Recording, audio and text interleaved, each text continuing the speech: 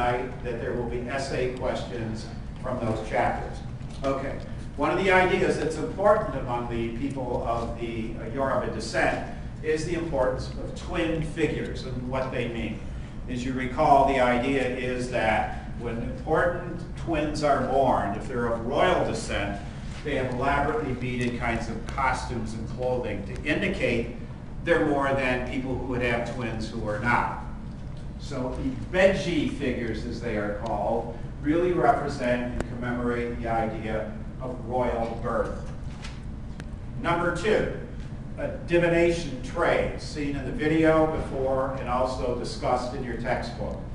Divination is the ability to foretell the future, and the way you do it is with a divination trade. And in this particular case, you can see a divination trade, while the one in the photograph in the textbook is round, and material such as dirt is placed within the center of it. I talked a little bit about the function. But the idea is, because divination is so important among the Yoruba, divination trays are made. That's a big stimulus for artists to make works of art. So here you can see an example of a divination tray, a little different than the one in your textbook. One of the most important masking traditions, there are two. You're reading about the goodness of Gallaudet. The other one is a mask called Ipa, which is in the museum collection. Trying to pick out for you in this beginning course a couple of important ideas or examples. This would certainly be one of them, because it shows, if you remember the last time we were here, it really represents the importance of motherhood giving twins, because we can see this young woman holding on her lap two twins on either side of her.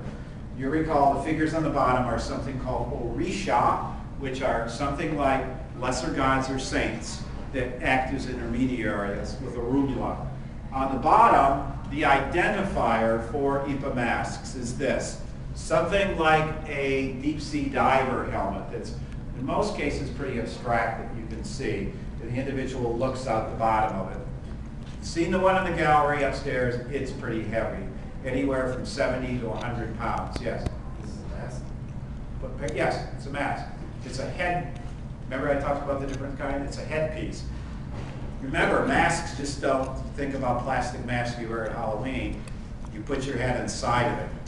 Remember that? We talked about face masks. We talked about all of that. It is a mask, but it fits on the top of the head. It's called a helmet mask for the obvious reason. Also in the museum collection, an example of Gallaudet. And since you're reading about Gallaudet, again in the chapter in your textbook, this is one of the examples of Gallaudet. And you remember the easy way to identify Gallaudet is on the bottom of it, there's this sort of serene, somewhat realistic face. In the vast majority of cases, they will build elaborate narratives on the top of it. This represents an artist working in a blacksmith area that I talked about with you before. Your textbook has a good picture of the basic shape of the Gallaudet mask that's there. So Gallaudet is important. Possible essay questions? Number one, this particular mask that you can see to your far right is focusing on the importance of, let me back this up a little. Yep, slide out a sequence. Possible essay questions? Going to be related to the idea of Gallaudet. In the hall, there'll be that particular blue and white, which is Yoruba. Make sure you know what Gallaudet is. The examples of Gallaudet, this one is very similar to the one in your textbook when you take a look at it. This one to the far right shows an example of a Gallaudet dancer. So when you understand all that has to do with Gallaudet, this is a Gallaudet dancer. And you can see his face on the bottom, the realistic face that's depicted on the top of it. So Gallaudet is one of the essay questions. Number two, these two objects relate to divination. Again, check with the textbooks so you understand the process of divination. Number three, I spent a lot of time talking about this. In this particular case, an anthropological chart to the far left.